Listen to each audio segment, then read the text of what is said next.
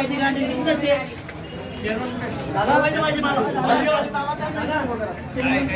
सर्वांना बोलवा पाहिजे तुम्हाला बोलून घ्या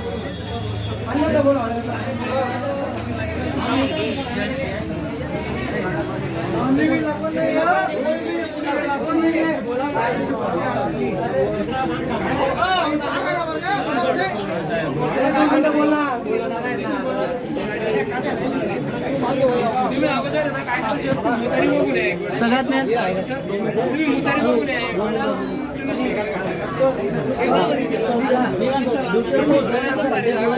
शिक्षक मॅडम कोणती ती पाहिजे 2 मिनिट ते बी पाहिजे ती मॅडम पाहिजे मला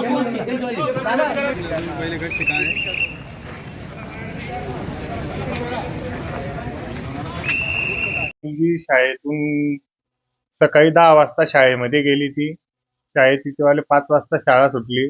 माझे 2 मुलं शाळेतून घरी आले. ती घरीच आली नाही म्हणून तिचा शोध मी लगेच 5 वाजता तिला शाळेकडे बघायला गेलो.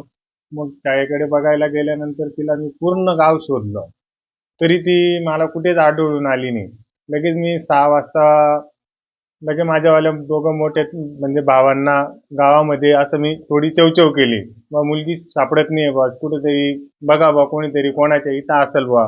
मी केव्हाचा एकटा शोधतोय बा तिला, मला अजून पण मिळत नाहीये ती. मग मी पूर्ण शोधायला लागलो, पूर्ण गाव माझ्या मागं शोधायला लागले. मग पोलिसांना फोन केले. पोलिसांना फोन केल्यानंतर पोलीस पण आले इथं. पोलीस पण शोध घ्यायला लागले. तिचा शोध अजून पण मिळत नाहीये. तिला आता 4था दिवस येऊन गेला आहे. 4था दिवस अजून माझी मुलगी तिथं पण असेल. तिथं पण पोलिसांनी तिचा शोध घेऊन तिला लवकरात लवकर माझ्याजवळ घेऊन यावं. कोणावरच काही संशय वगैरे नाही, फक्त मी तिला त्यावेळेस शोधत होतो.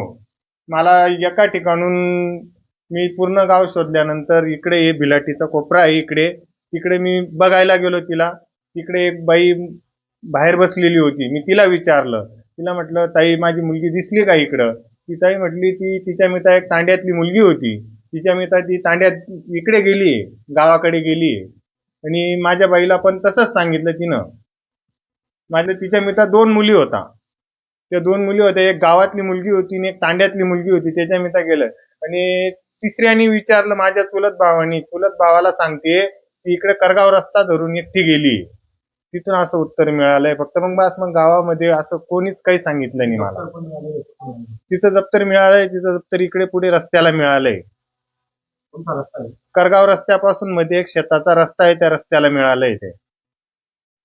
पण माझी मागणी एवढीच आहे की माझी मुलगी जी आपण अवस्थेत आहे त्या अवस्थेत पोलिसांनी लवकर तिचा शोध घेऊन आमची मुलगी आमच्यापर्यंत परत करावी.